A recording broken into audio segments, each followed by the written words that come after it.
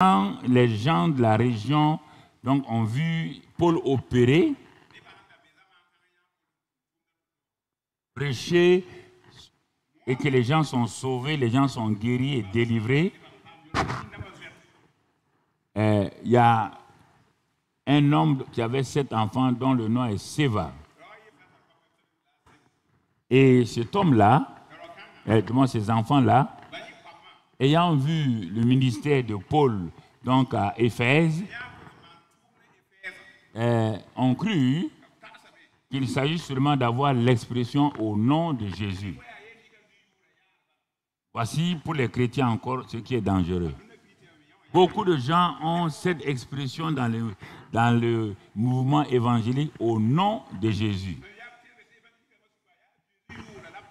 Ce n'est pas un fétiche. Ce n'est pas que de buffle ou quoi. Ce n'est pas une expression religieuse. Au nom de Jésus, ça veut dire en place et lieu avec l'autorité que Jésus a, je me présente. Une partie, c'est comme le policier ou le gendarme. Mais l'autre aspect de cette expression-là, au nom de Jésus, ça veut dire, nous prenons ceux qui décorent les gens lors des fêtes. Quand ils arrivent à celui qui doit être décoré, ils utilisent une expression qui ressemble au nom de Jésus. Ils disent au nom du président de la République. Et en vertu des pouvoirs qui nous sont conférés, nous vous faisons chevalier tant. Vous voyez, vous entendez l'expression? Quelle est la partie qu'il faut retenir?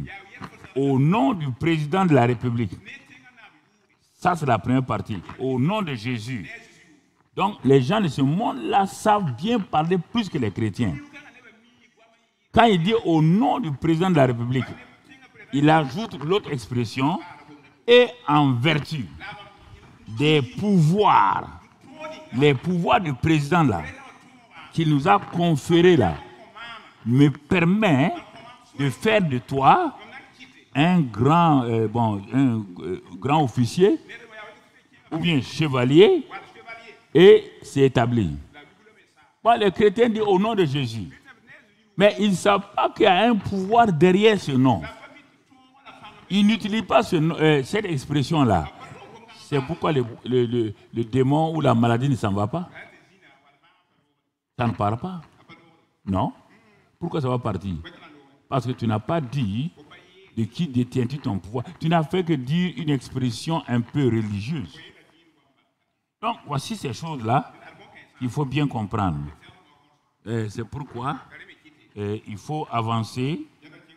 Et il est écrit que dans 1 Corinthiens 3, 16, que ne savez-vous pas que le Saint-Esprit habite en vous, que l'Esprit de Dieu habite en vous. Tout ça, c'est l'ignorance et toutes ces choses-là. Alors, je vous rappelle ça pour que vous puissiez vous asseoir. Quand vous ouvrez la Bible pour étudier, demandez à l'Esprit Saint de vous éclairer. Ne lisez pas la Bible là comme un livre de chevet pour apaiser votre conscience. Car c'est le psalmiste dit dans le psaume 119, il y a le verset 130, le verset 105 et tout. Il dit, la révélation de tes paroles m'éclaire, elle donne l'intelligence aux simples. Et autre passage, illumine les yeux de mon cœur pour que je contemple les merveilles de ta parole. Ces vérités que vous savez, il faut les garder. Dans Jean 8, 30, qu'on connaît très bien, à 32, il est dit les Juifs qui ont cru en Jésus. Ils ont cru en Jésus. Ce sont des croyants. Ça, c'est le premier niveau. On va faire tout un séminaire sur cette partie-là bientôt. Ils ont cru en Jésus, premier niveau. Ah, je suis croyant. Pas de problème. Tu es croyant. Mais Jésus te dit, le verset qui suit là, si tu es croyant, un croyant demeure dans la parole. Il va passer de croyant à disciple. Un croyant n'est pas un disciple. Il n'est pas discipliné à ce que le Seigneur a dit. Donc, il va passer de croyant à disciple. Il dit, si tu passes maintenant à disciple, troisième étape qui va te permettre de fonctionner, tu connaîtras. Et le verbe grec là-bas, c'est ginosko. Le verbe là-bas, c'est ginosko. Tu auras une révélation. Tu auras une illumination de ce que tu es devenu disciple là. Et ça va te donner quoi? Cette connaissance va te faire passer. Tu vas maintenant être libre. Tu seras libéré. Donc, cette connaissance va te donner la liberté. Or, beaucoup de chrétiens, quand on leur dit seulement qu'ils sont croyants, ils veulent passer de croyants à libération. Ça va leur créer des problèmes. Mon frère, ma soeur, tu ne peux pas aller passer le certificat d'études au CM2 si tu n'as pas fait les 3 classes. Donc, j'ai dit 3 classes parce qu'en réalité, l'école primaire a 3 classes, mais chacun des élèves redouble chaque classe volontairement. Mais attendez, tu me regardes comme ça là. Je vais te dire, si tu ne sais pas, tu rentres au CP1. On trouve que CP1, ça ne suffit pas. On te fait passer au CP2. Est-ce qu'on a dit autre chose? On a dit quoi? CP quoi? CP1, CP2. La répétition du CP1 au CP2 te permet de saisir les premiers éléments de la lecture et tout, des calculs. Donc, en réalité, CP1, CP2, c'est une seule classe. Répétée. On va te faire passer maintenant au CE1. Même dans le CE1 encore, on va trouver que tu n'as pas assez, on va te faire passer au CE2. Donc, CE1, CE2. Tu vas redoubler et apprendre un peu plus que le CE1. On va te faire passer maintenant au CM1. Du CM1, on va t'amener au CM2. En réalité, c'est quoi? L'école primaire, c'est 3 classes avec 3 redoublements. Ou bien, c'est pas moi qui le dis, c'est leur nom qui le dit, non? Tout le temps, tu veux. Est-ce qu'on t'a dit que tu es passé du CP1 au CM1? Alors, mais, écoutez-moi là. Mais, les hommes appliquent des choses, mais quand on dit vous êtes chrétien, quand on dit Christ a dit ça, non, on ne veut pas, on veut faire ça. Vas-y, fais-le. On va voir. Va réussir en sautant le CP2, CM2 et en sautant le CM2. Tu verras, tu ne vas pas réussir. Il faut aller étape par étape. Il faut découvrir les choses. Parce que vous confondez les dons spirituels avec la vie chrétienne. Les dons spirituels, ce sont des grâces de Dieu pour me permettre de... Est-ce qu'on peut contrôler les micros? Pour me permettre d'aider les gens. Mais ça ne change pas ma vie. Les dons de guérison ne changent pas ma vie. Les dons de prophétie ne changent pas ma vie. Non. C'est pour aider l'autre. Et ça me... Je ne peux pas m'asseoir moi-même et faire des choses sur moi. Non. Jésus a dit que tout homme vivra de la parole de Dieu qui est une nourriture. Tu veux avancer, il faut que tu te nourrisses de la parole de Dieu. Il faut que tu sortes de l'ignorance pour entrer dans la connaissance. Et dans la connaissance, il y a plusieurs niveaux. Il y a plusieurs niveaux. Tu comprends? Si tu ne passes pas ces différents niveaux-là, tu seras bloqué quelque part. Tu ne vas pas aller loin. Donc, tu vois, donc il y a le niveau que nous avons actuellement avec cette connaissance intellectuelle. Mais quand nous voulons aller dans le spirituel, on va passer de ça à Ginosko, après épiginosko, et ensuite épignosis, ensuite Aido. Et donc toutes ces choses-là, il y a 7 niveaux de connaissance que tu dois avoir. Si tu n'as pas ça, si tu restes au gynosco, ou bien même au épiginosko, donc mon frère, ma soeur, tu seras donc dans une demi-connaissance. Tu ne peux pas opérer. Un médecin doit faire minimum 7 ans. Mais s'il a fait 3 ans et demi d'études, c'est la moitié de 7, il ne peut pas opérer. Il faut que vous preniez le naturel et le spirituel tout le temps pour les mettre. Là où le naturel, c'est Dieu qui a fait le naturel. Si le naturel ne fonctionne pas, sache que le spirituel ne fonctionnera pas. Concernant l'autorité. Concernant l'autorité. Vous avez vu? Les 7 filles de Séba, ayant vu Paul chasser les démons, ils ont dit sûrement, si c'est ce nom-là, on le connaît. Ils ont attrapé des gens qui avaient des démons. Ils ont dit, et regardez ce qu'ils ont dit. Au nom de Jésus, que Paul prêche là, mon ami. Ah bon, c'est ok, Paul prêche là. Sortez. Les démons ont ri.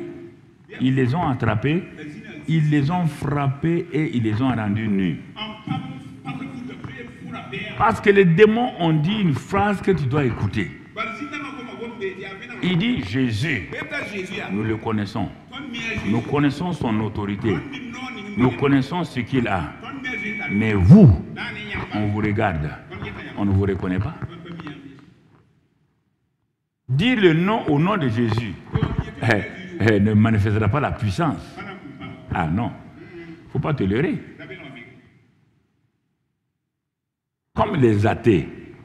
Les athées disent qu'ils ne croient pas en Dieu. Mais laisse l'athée avoir un problème.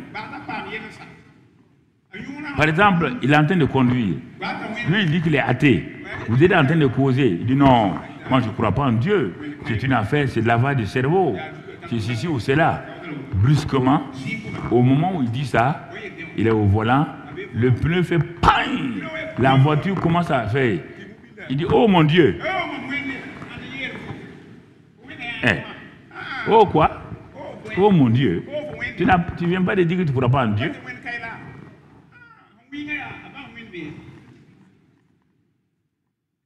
Nous devons aller avec une révélation, une certitude. Et ce que je vous dis là, il n'y a rien de compliqué. Même un enfant comprend ça. Alors, il y a ça. Donc, vous remarquez quelque chose qui va se passer et vous allez découvrir les choses que nous allons voir, d'autres choses que nous allons voir dans un deuxième point, après avoir fait un premier point. Je fais un deuxième point. Donc, c'est-à-dire les raisons qui amènent les gens à ne pas être puissants, à ne pas exercer la puissance donc de Dieu.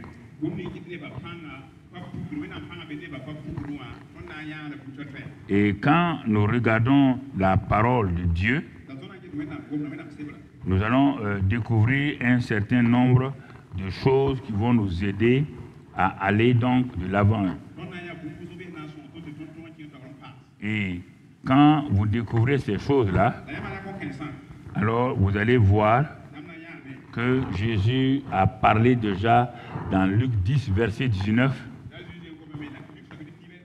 Il dit, voici, je vous ai donné le pouvoir de marcher.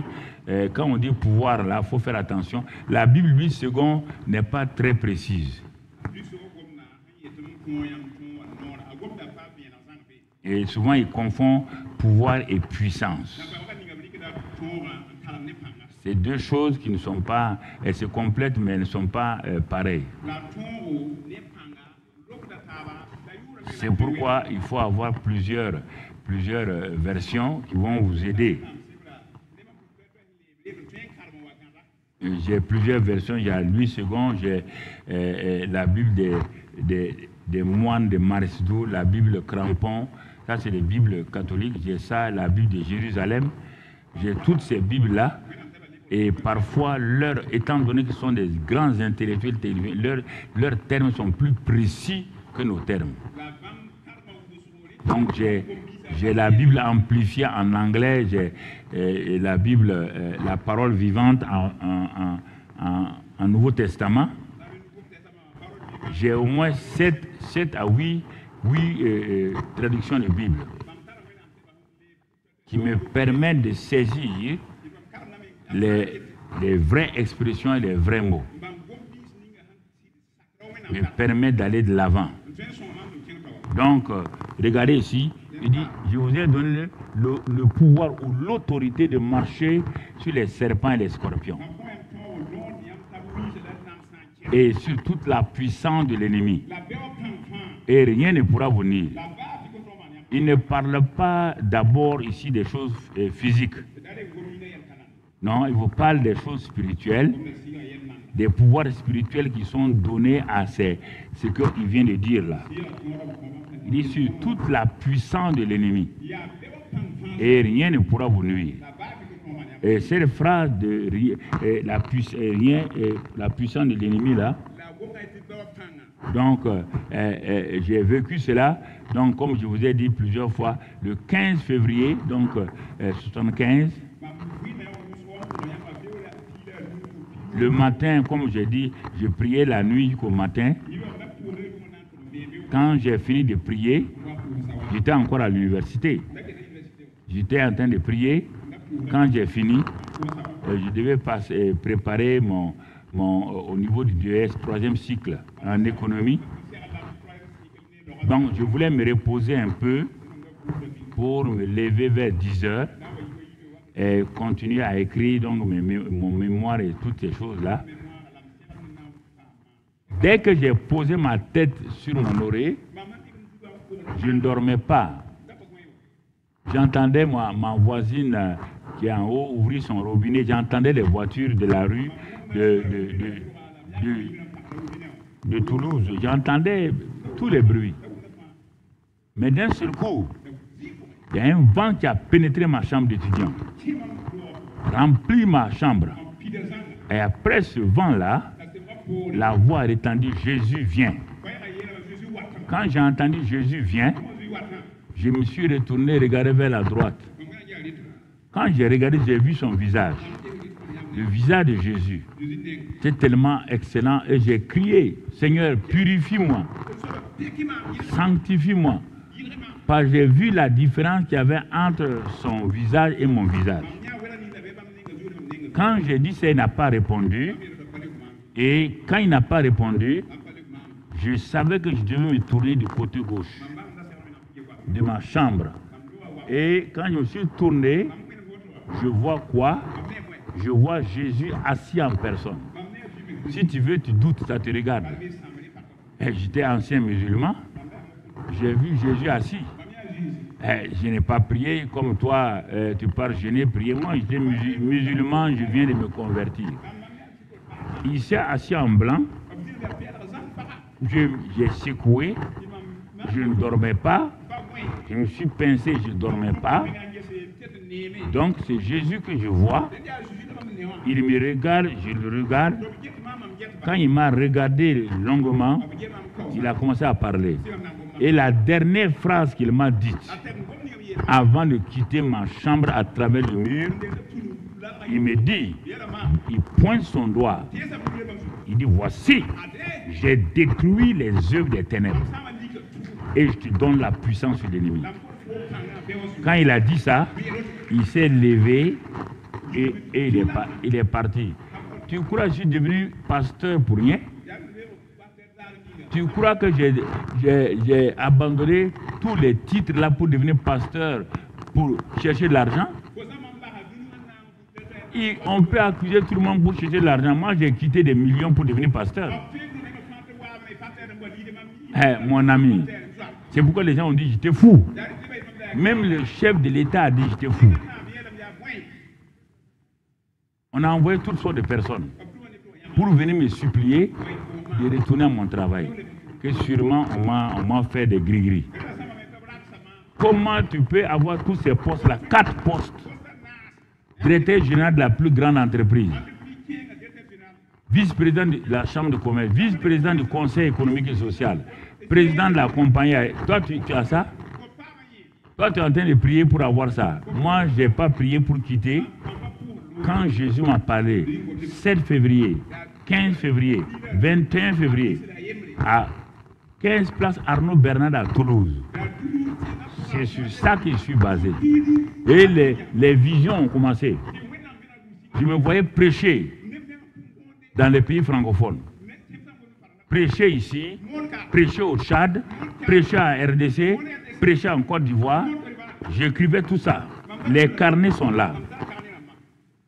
Je ne te parle pas pour te parler. Je ne suis pas ici pour vous tromper. Les gens ne connaissent pas mon histoire. Et les gens parlent au hasard. Tu n'étais pas chrétien. Je n'ai jamais voulu être chrétien. La seule chose que j'ai fait catéchisme avec un prêtre canadien. Et je devais être baptisé.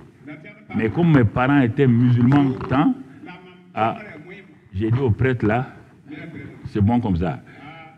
Je connais le catéchisme, je connais l'histoire des martyrs de l'Ouganda, tout ça. J'étais à la mission catholique régulièrement. Tu entends?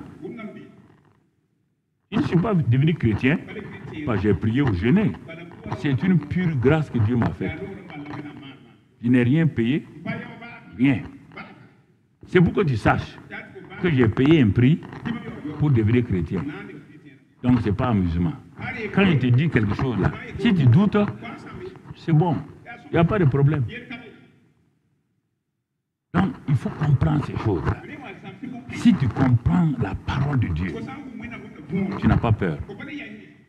Tu me vois avoir peur de quelqu'un? Depuis que tu es là, tu me vois avoir peur de quelqu'un? Pourquoi je vais avoir peur? Dieu m'a appelé. Je sais que j'ai l'autorité. J'ai dit ici, dans ce pays-là, j'ai dit à des gens, vous attaquez à moi. Si moi, je suis l'homme de Dieu, vous attaquez là, on verra. Vous avez dit que vous allez dégager Dieu. Des gens m'ont dit ici, des journalistes et des gens m'ont dit qu'ils vont dégager Dieu. Si Papa Gouba était vivant, il va vous dire ça. J'ai dit, si vous arrivez à dégager mon Dieu là, alors donc, moi je ne suis pas pasteur. Il dit, il va vous dégager. Ils sont morts tous un à un. Non. Toi, tu applaudis la mort des gens.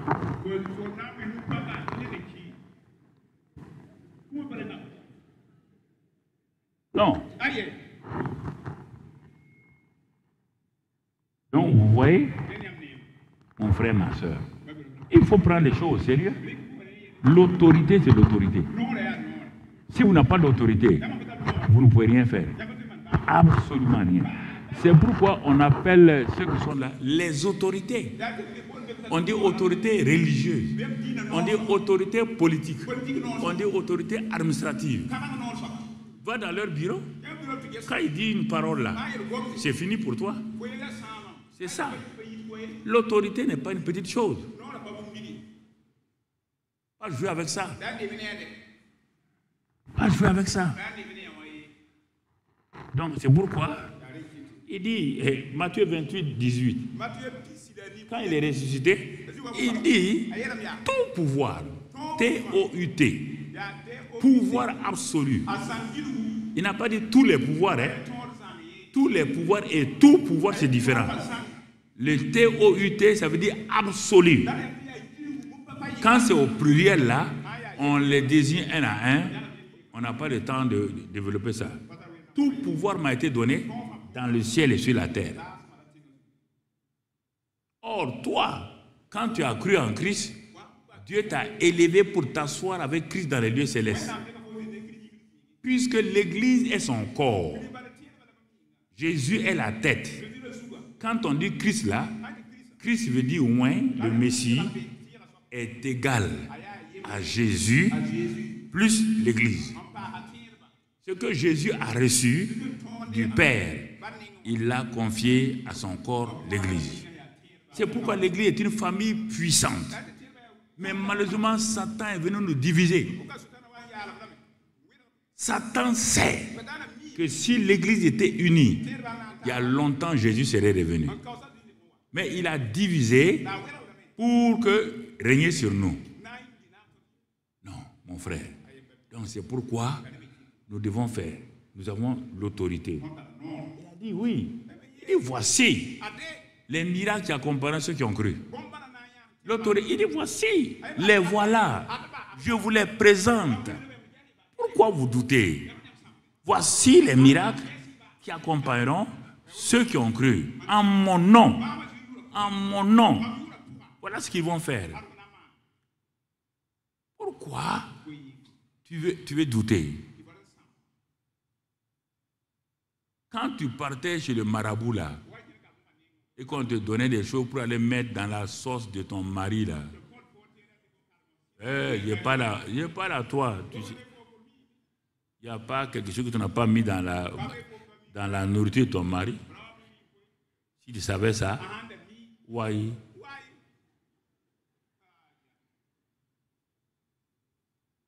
J'ai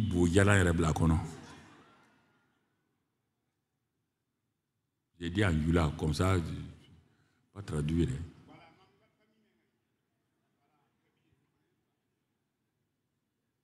Non.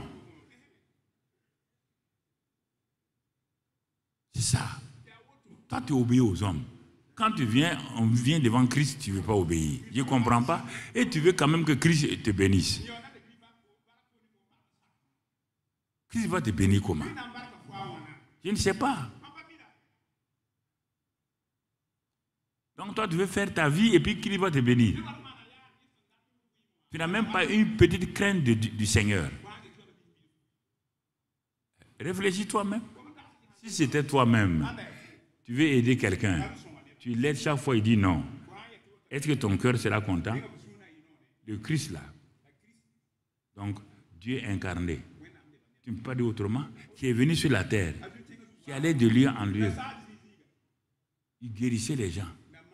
Il a pris tous nos péchés, la rédemption, l'agneau de Dieu, qui a ôté nos péchés. En pleine crucifixion, il a crié, mon Dieu, il a changé de terme. Il a l'habitude de dire, mon Père, mon Père. Mais quand il mourait, il est devenu péché, il n'est plus le fils du Père. Il est devenu pécheur comme toi et moi. Et il a crié en ce moment-là, au lieu de dire mon Père, il a dit, mon Dieu, pourquoi m'as-tu abandonné? Parce qu'il s'est identifié à l'humanité. Il s'est identifié à toi et à moi.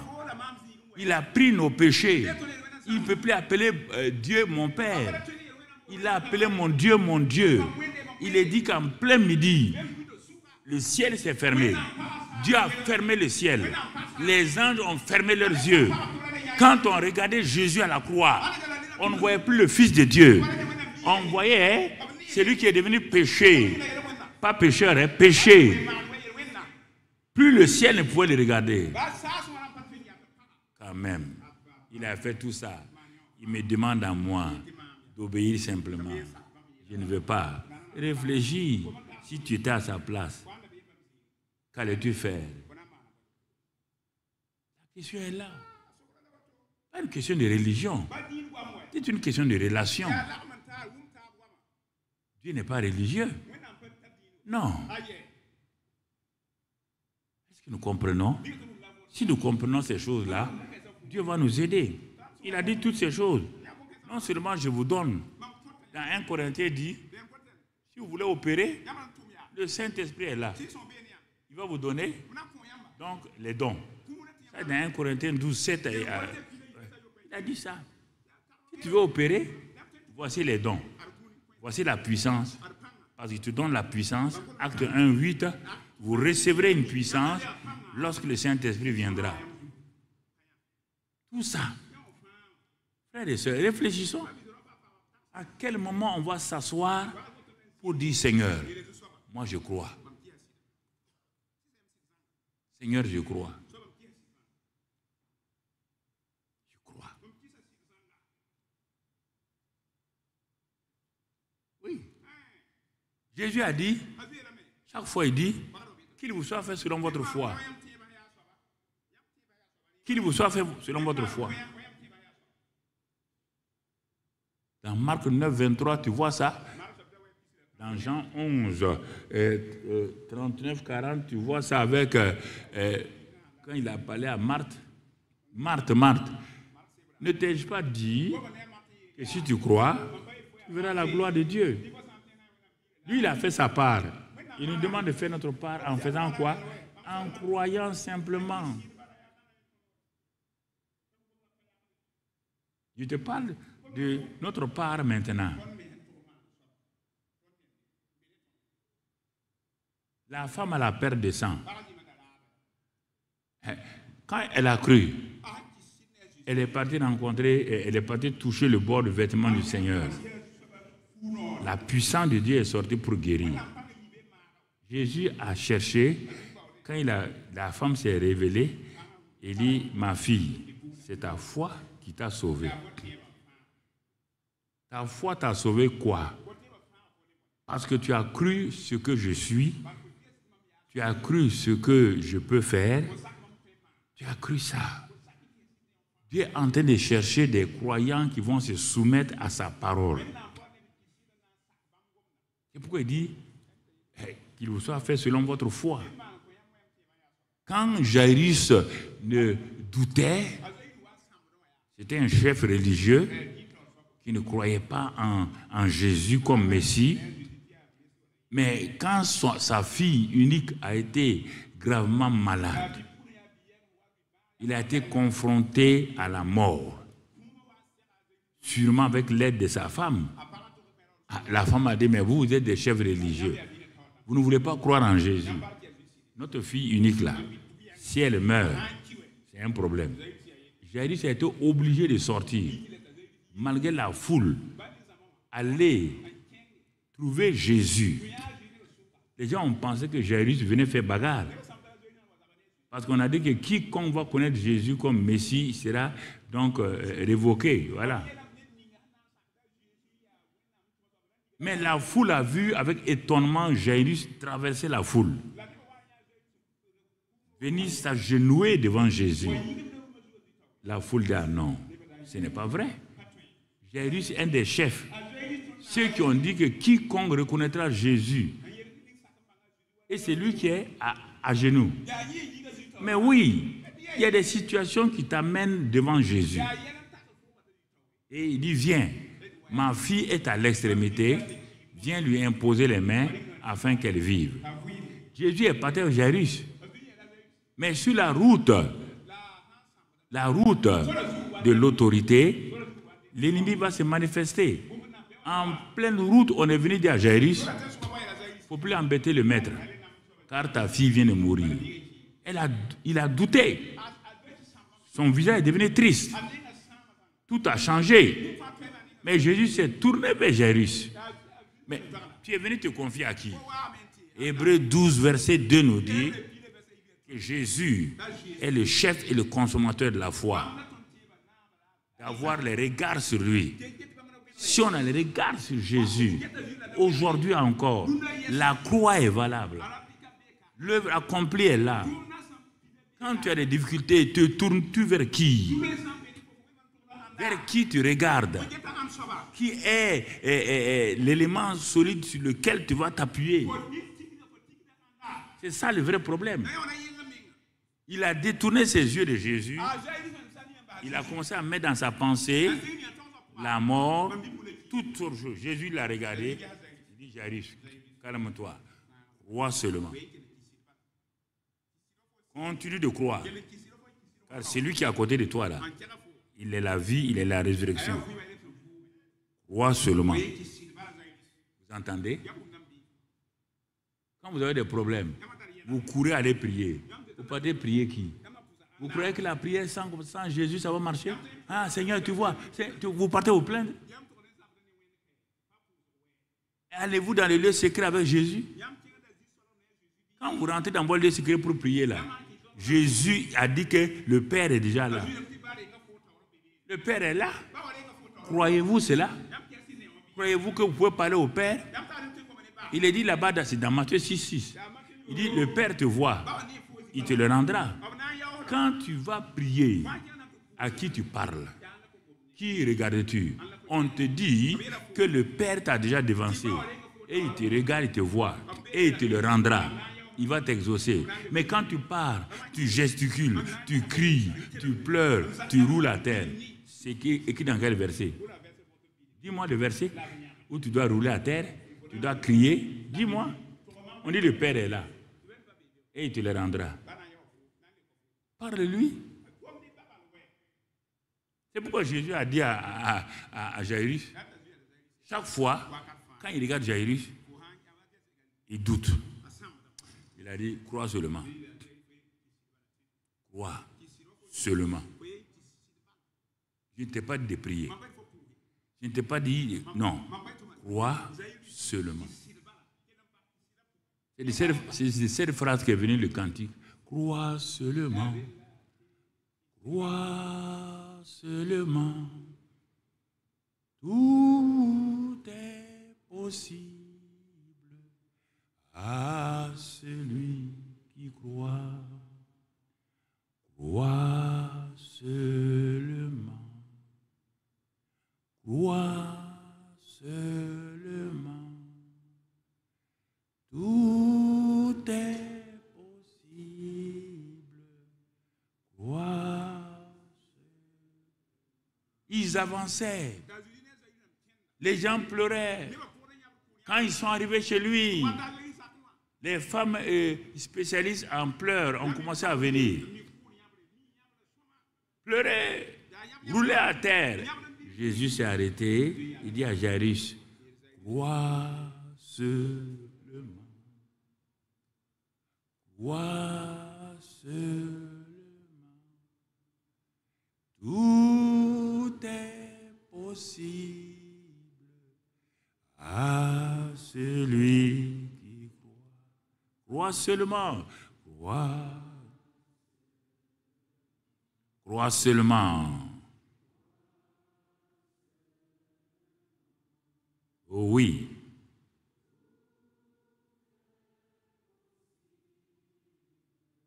Oh, crois. Jairus s'est arrêté. Il a regardé Jésus et il dit, Seigneur, je crois. Amen. Seigneur, je crois. Tout est possible. Seigneur, je crois. Est-ce que ce matin tu crois cela? Tu es programmé, tu es ici, tu es programmé pour une opération d'un cancer au niveau donc de la vessie. Tu es ici maintenant, je dis, dans le nom de Christ Jésus, je commande maintenant, ce cancer disparaît de ta vessie. Dans le nom de Christ Jésus, reçois la guérison, reçois la délivrance.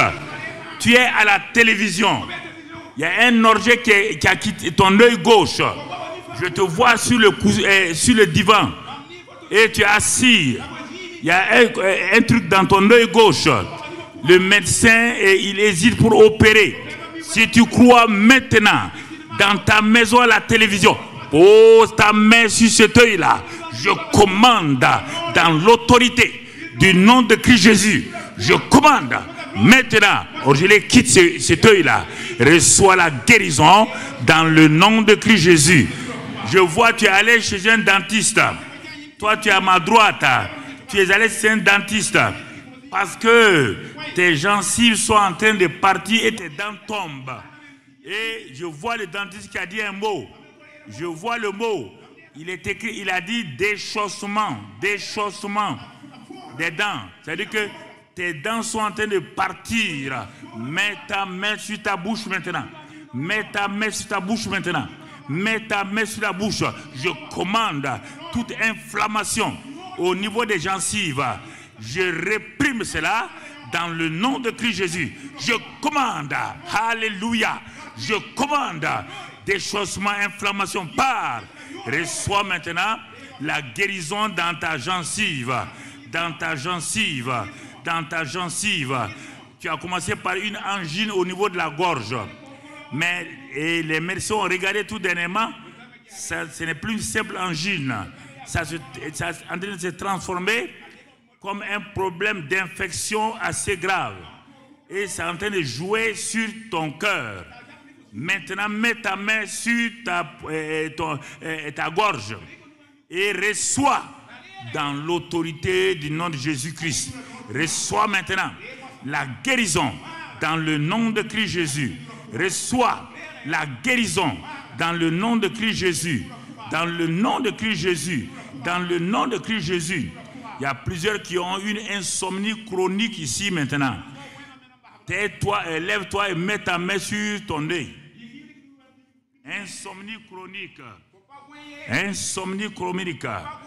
Parfois, quand tu crois que tu as dormi, quand tu regardes, tu n'as même pas fait 3 heures, même pas 4 heures de sommeil. À cause de cela, tu as des problèmes cardiovasculaires qui commencent, ça te fatigue. Tiens-toi debout, mets ta main sur ton nez. Maintenant, dans l'autorité de Jésus-Christ, le roi des rois, le Seigneur des seigneurs, c'est lui qui a pris nos maladies à la croix du calvaire. Il est ici maintenant. J'ai reçu l'autorité, puisqu'il a détruit les œuvres des ténèbres. Il m'a dit qu'il m'a donné toute la puissance sur l'ennemi. Je commande maintenant à tous ces problèmes qui sont des insomnies, qui affectent les voies respiratoires et les cœurs. Je réprime cette insomnie. Je commande que cette insomnie parte, que les voies respiratoires soient dégagées et qu'à partir de maintenant, quand tu te couches, tu puisses dormir correctement et tu donnes gloire à Dieu. Donnez gloire à Dieu. Tu as des hémorroïdes sanguinolentes. Des hémorroïdes sanguinolentes. Tu n'es pas seul. Vous êtes nombreux. Quand tu vas aux toilettes, quand tu te lèves, c'est le sang que tu laisses. Maintenant, tiens-toi debout et mets discrètement ta main sur ton bas-ventre. Mets ta main sur ton bas-ventre. Je commande à cette hémorroïde sanguinolente, je réprime que cette hémorroïde rentre, ça reprend sa place, que le sang cesse et que la puissance de guérison rentre maintenant dans ce corps-là. Reçois la guérison maintenant. Reçois la guérison. Reçois la guérison. Reçois la guérison dans le nom de Christ Jésus. Dans le nom de Christ Jésus. Père, tu passes dans les rangées. Tu touches les maladies. Même les noms qui n'ont pas été donnés. Même les noms qui n'ont pas été donnés. Lève ta main pour recevoir maintenant ta guérison.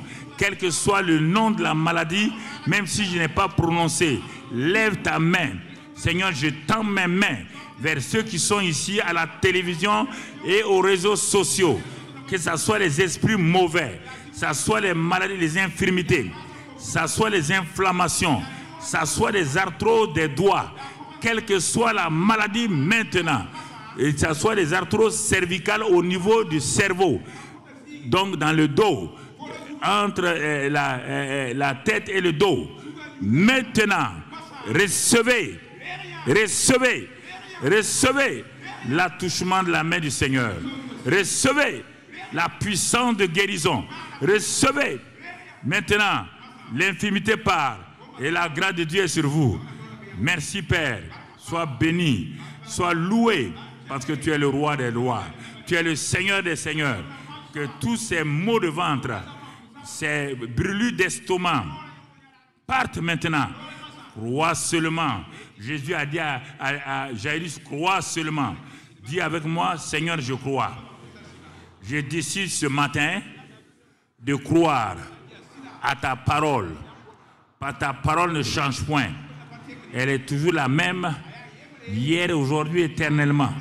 Merci Père pour cette grâce-là que tu viens de me faire. Sois béni et sois loué au nom de Jésus. Au nom de Jésus. Amen.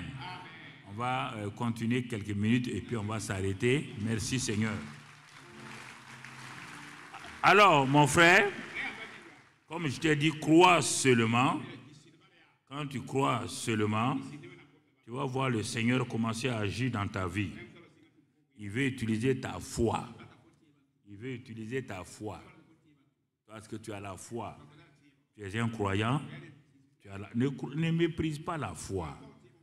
La foi, c'est une grâce de Dieu. Ce n'est pas un forcing. La foi, c'est la grâce de Dieu. Et cette foi-là se manifeste à travers la parole qu'on appelle la parole semence.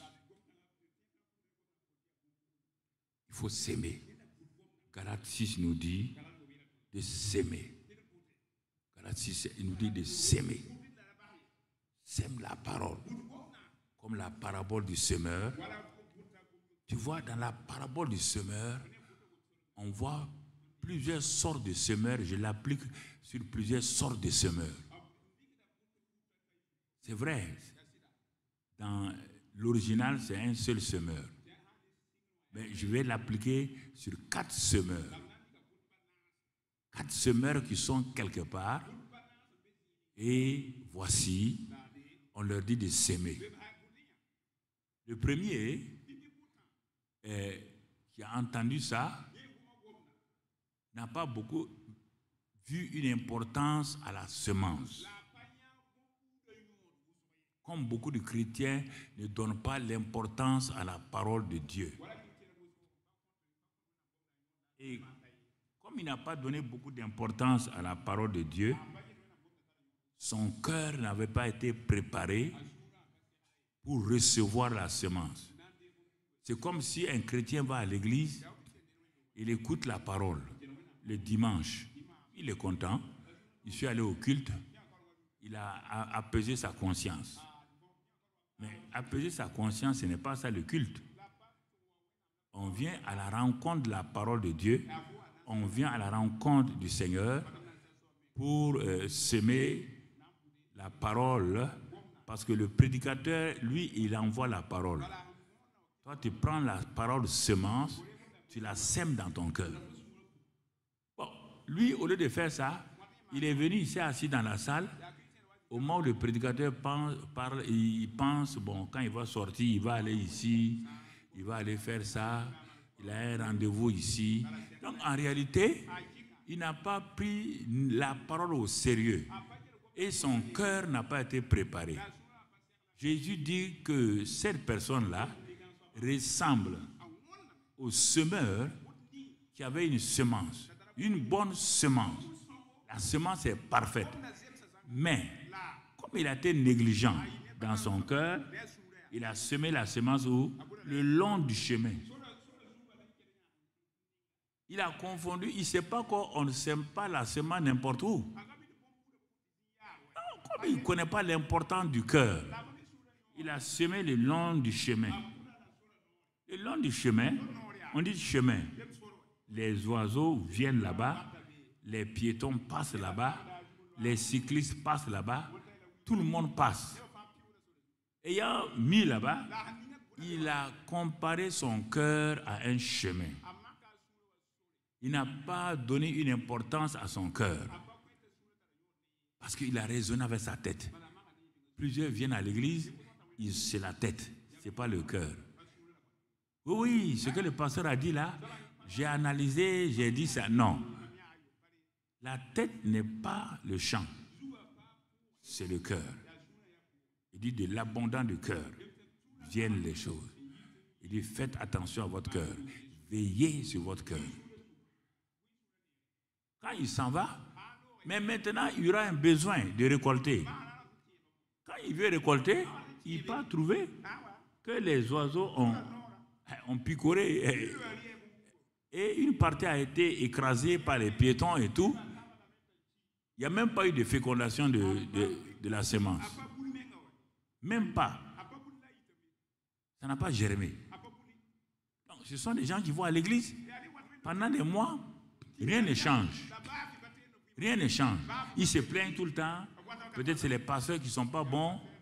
Peut-être ceci ou cela. Mais ils n'ont pas de foi. Deuxième groupe. Ce sont les chrétiens qui viennent, qui veulent avancer. Mais le problème, c'est que la semence est bonne.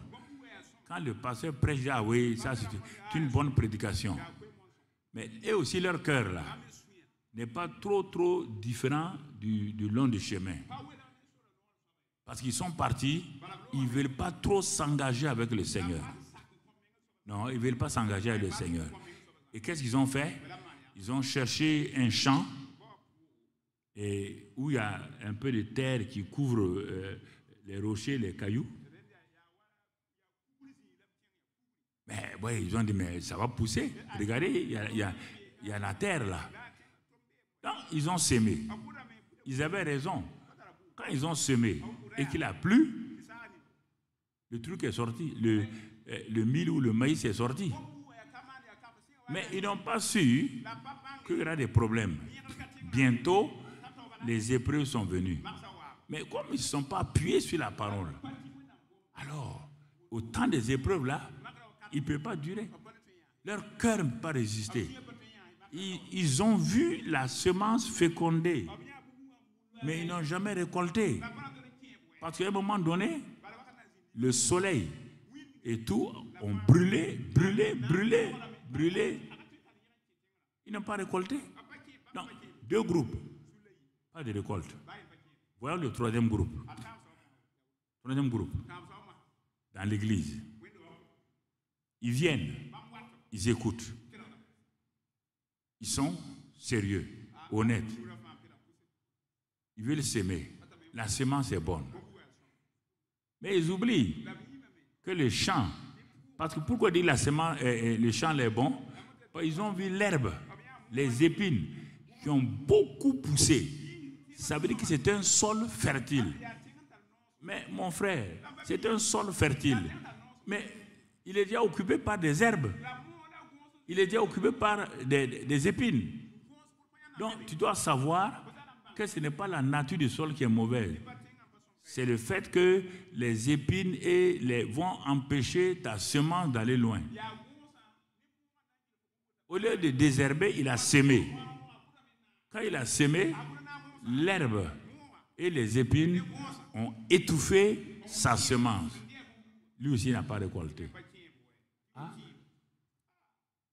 Mais l'homme de Dieu est découragé. Il voit une église qui l'enseigne, il voit des gens qui l'enseignent, mais il ne voit pas beaucoup de résultats. Et Jésus dit maintenant, on va passer à un autre groupe. Ce groupe-là aussi a trois personnes. Vous voyez bien la parabole du semeur. Vous voyez? Premier groupe, ils n'ont pas eu de résultats, ils sont dans la même assemblée. Quand les autres groupes ont vu cela, ils se sont dit, ça là, c'est pas bon. Qu'est-ce qu'ils ont fait? Ils ont commencé à travailler. Ils veulent avoir des résultats. Ils veulent avoir la récolte. Donc, il faut faire un certain nombre de choses. Première chose, ils n'ont pas sémé le long du chemin. Ils n'ont pas sémé là où il y a des cailloux. Ils n'ont pas semé là où il y a des herbes et puis des épines. Qu'est-ce qu'ils ont fait? Ayant vu les autres échouer, ils ont pris le temps pour préparer. Maintenant, qu'est-ce qu'on voit? Ce deuxième groupe-là, eux aussi sont 3. Comme les autres étaient 3. Même le plus faible dans ce deuxième groupe-là, il a cherché une partie du champ où il n'y a pas de cailloux, il n'y a pas d'herbe, il n'y a rien. Il a semé. C'est un nouveau semeur. Hein? Il a semé. Qu'est-ce qu'il voit? Il voit qu'un seul grain a produit 30. Ah? Pourquoi? Parce qu'il a vu, il a cherché la qualité donc, du champ et il sait que la semence est bonne. Tu ne peux pas dire que la parole de Dieu n'est pas bonne. Mais ton problème, c'est ton cœur. Bon. Deuxième groupe. Quand les gens ont vu que celui qui a semé un, il a reçu 30, ça a encouragé le deuxième groupe. Ils ont dit non, nous on va faire mieux. On va faire mieux. Le deuxième groupe a semé un grain. Encore, hein, pas 2, hein, pas 20, hein, un grain. Ils ont récolté combien? 60. Ah, c'est possible? Il dit oui. Troisième groupe, quand ils ont vu que ceux qui les ont précédés là ont eu 30, 60, ça les a encouragés. Ils ont préparé, ils ont semé, ils ont eu 100. Alors, il y a 2 groupes de champs. Le premier groupe de 3, ils n'ont pas récolté. Ils ont semé, hein, mais n'ont pas récolté. Deuxième groupe a semé, a récolté. C'est ça que j'ai dit il y a plusieurs années à l'Union africaine à Addis Abeba. On est parti là-bas. Donc on a fait venir dans la salle où les chefs d'État se réunissent. Les ambassadeurs des pays africains, les fonctionnaires internationaux. Je suis allé pour leur parler. C'est de ça que j'ai parlé. On était à 50 ans d'anniversaire des pays africains. Ils étaient assis au début, bon, comme c'est des grands hommes, des ambassadeurs, des fonctionnaires internationaux. Il y avait le président de l'Union africaine, c'était Konaré. Voilà, donc, bon, les gens étaient assis. Ils ont écouté comme ça. Mais quand j'ai dit, où sont vos récoltes? Malgré vos réunions, les conférences, les forums. Dans cette salle-là, c'est les chefs d'État africains qui se réunissent. Où sont les récoltes? Quand j'ai parlé, plusieurs ambassadeurs et hommes et les grands là, j'ai vu, ils ont sorti leurs mouchoirs. Les larmes descendaient. Je dis, je vous défie. Je suis venu ici, moi aussi, pour parler. Quand j'ai fini, le chef de la sécurité de l'Union africaine, il est venu me voir avec ces gens. Il dit, c'est la première fois qu'ils font une réunion ici, sans bagarre, sans histoire. Et quand tu parlais, nous avons regardé tous ces hommes-là. Ils étaient touchés. Ah, si vous pouvez venir plusieurs fois, ce serait bien. Pourquoi? Parce que notre cœur, s'il refuse de recevoir la semence dans les bonnes conditions, on peut aller à l'église. Il n'y a pas de résultat. Je peux vous raconter plusieurs histoires comme ça que j'ai rencontrées avec des gens, des autorités religieuses, tout. Mais je suis étonné de voir qu'ils ne bougent pas. On est aujourd'hui à 60 ans, combien? Mais, voilà. Plusieurs. Donc, mon frère, sache que tu as l'autorité, sache que Dieu t'a tout donné, mais il faut que ton cœur aille de l'avant, que ton cœur progresse, que ton cœur vraiment se donne totalement à Dieu. Et tu vas voir les résultats, parce que la grâce de Dieu est là. La grâce de Dieu nous aide à progresser. Si tu rassembles tout ça, ça va t'aider. Il faut décider d'aller de l'avant. Il faut décider, c'est votre décision. C'est votre décision. Vous comprenez? Quand vous décidez comme ça, le Seigneur va vous aider. Ben, j'ai vu toutes sortes d'églises. Bon, vous savez, il n'y a pas toutes sortes d'églises. Il y a une seule église, l'église de Christ. Mais disons plusieurs communautés. J'ai été étonné de voir plusieurs communautés où on pensait qu'on ne peut pas prêcher, où c'était difficile.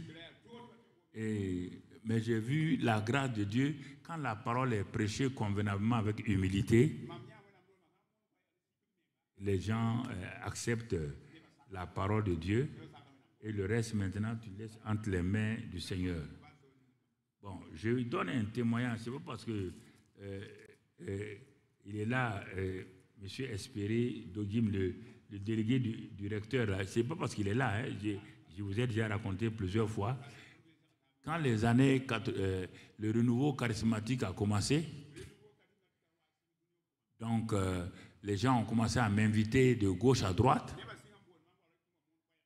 La première invitation, c'était donc dans le pas de Calais vers Lille. Il y a une université à Lille, une grande église, université catholique à Lille, avec des grands professeurs, des docteurs. On m'a invité dans la région.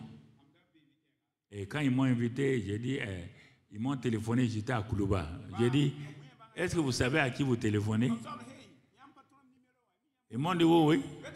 Il dit, je suis qui? Il dit, tu es le pasteur Karambiri, non? Il dit, oui. Pasteur veut dire quoi? Protestant évangélique. Et vous m'invitez? Il dit, oui, ils savent. Il dit, ils ont eu des renseignements avec les Suisses. Les Suisses ont dit ce que je suis venu faire là-bas. Bon, vous voulez que je vienne? Attendez le samedi prochain. Si vous êtes au sérieux, vous allez me téléphoner. Comme j'ai parlé comme ça, j'ai cru qu'ils allaient abandonner. Samedi prochain, ils m'ont appelé. Donc j'ai dit à la maman à l'époque, je prends l'avion, je suis allé, ils sont venus me trouver à Paris, on est allé par le TGV par là-bas. Et quand nous sommes arrivés, ils m'ont emmené chez l'évêque. On a causé, et l'évêque a dit de prier pour lui. Il dit, ah non. Ah non, ça c'est trop. Vous êtes évêque, hein? Moi, je ne suis même pas bon pasteur encore. Et avant que ça, il s'est mis à genoux. J'ai prié, on a commencé les réunions. Dans une salle qu'on appelle la salle polyvalente, c'est ça que j'ai amené ici, salle polyvalente. Donc, il y avait des prêtres, des sœurs de partout. Je prêchais chaque soir. C'était extraordinaire. Les gens s'avançaient, les gens étaient touchés, guéris, les gens remplis du Saint-Esprit. Moi, je t'ai dépassé. Il dit, mais Seigneur, il m'a dit, ça ne te regarde pas. Moi, là, j'ai tant aimé le monde. Donc, chaque année, et un jour, Yonggi Cho a entendu ça en Corée. Il est venu. Il dit, si l'Africain là vient, lui-même, qui est la plus grande église du monde là, il est venu. On était étonnés. Après, ils m'ont invité maintenant vers la Bretagne. Ils m'ont dit, bon, ils vont aller vers la Bretagne. Je m'en vais. Ce sont des cardinaux, des évêques. Il dit, ah, ils sont assis derrière moi. Ils m'ont dit, prêche. J'ai prêché la repentance. J'ai prêché tout. Ils m'ont dit, c'est ça. Les gens se sont mis. C'est pourquoi, écoutez-moi là. Pourquoi Dieu m'aide? Parce que j'ai décidé de ne jamais mettre un membre du corps de Christ. Je ne comprends pas les évangéliques. Tout ce qu'ils font n'est pas bien. Vous n'allez pas me dire ça. Même vous, du CUMIA ici. Est-ce que tout ce que vous faites là est quoi? Les gens aiment juger les gens. Moi, je ne juge personne. C'est pourquoi quand les gens me jugent là, ça ne me dit rien. Absolument rien. Ils n'ont qu'à dire ce qu'ils veulent.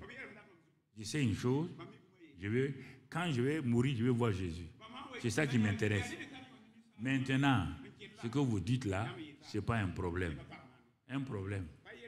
Donc, c'est pour vous dire, attachez-vous à la parole. Attachez-vous à la parole. Regardez. Regardez, frère. Un ange dit à une jeune fille vierge. Quand je dis ça, les protestants vont me toquer encore. Mais regarde un exemple là. Il dit, tu as été choisi pour porter dans ton sein l'enfant de Dieu. La plupart des femmes ici, à 100%, si un ange venait dire ça là, vous allez dire au nom de Jésus, arrière de moi. Vous entendez? Vous allez croire que c'est un démon. Et cette jeune femme dit, ah bon? Bon, ce que je veux savoir seulement, je ne connais pas d'homme. Comment cela va-t-il se faire? Quand je parle de ça, il y a des gens qui sont dans des fédérations ici. Ils m'ont dit qu'ils vont me convoquer pour que je parle de cette vierge-là. J'ai dit, convoquez-moi. Vous allez comprendre votre douleur. Je vais vous taper dessus, vous allez comprendre. Vous ne comprenez pas la parole. Ce n'est pas écrit dans la Bible, non? Dans le ciel, là, toi, tu peux avoir la place de cette jeune fille-là. Hein? Il y a qui ici qui peut avoir la place de cette jeune fille-là? Sans elle, est-ce que tu serais sauvé? Hey, répondez-moi là. Alors, sans elle, vous serez sauvé? Et des histoires comme ça là. C'est pas un problème pour moi ça. Il dit comment? On dit le Saint-Esprit. Tu es sûr, hein? Il dit oui. Qu'il me soit fait selon ta parole. Rien n'est impossible à Dieu. C'est pas ça qui s'est passé. Mais toi-même, on te dit de croire simplement à une petite parole. Parce que tu dis que tu es évangélique, tu es charismatique, tu ne crois pas à ça. Et tu vas voir Jésus. Toi, tu vas voir Jésus. Je vous pose la question. Vous allez voir Jésus. Parce que vous êtes évangélique. Vous êtes charismatique. Vous allez voir Jésus. Il faut bien lire la Bible. Hein. Je n'ai pas peur de quelqu'un. Moi, je me suis arrêté sur la Bible. Quand j'étais étudiant, j'ai quitté l'islam. Non pas parce que je n'aime pas l'islam, non. Jésus s'est révélé à moi. J'ai dit dans ma chambre d'étudiant, écoute-moi Seigneur, écoute-moi, hein. Toute ma vie, tu as vu ta parole là. Ce que je veux faire là, ce n'est pas un péché, hein. C'est ma foi. J'ai pris mon pied droit, posé, mon pied gauche, m'arrêter. Toute ma vie, n'importe qui, qu'il soit pasteur, qu'il soit quoi, j'ai planté mes pieds dans ta parole. Je n'aurai jamais peur de quelqu'un pour prêcher jusqu'à ma mort. Je n'aurai pas peur de quelqu'un. Insulte-moi, critique-moi, c'est vous les petits là qui souffrez. On a dit que le pasteur est comme ça hier après. On a dit Jésus est Belzébul, non? Tu as défendu Jésus. On a dit Jésus est diable, tu l'as défendu. Tu veux me défendre moi? Je n'ai pas besoin de ta défense. Mon ami, allons avec ça.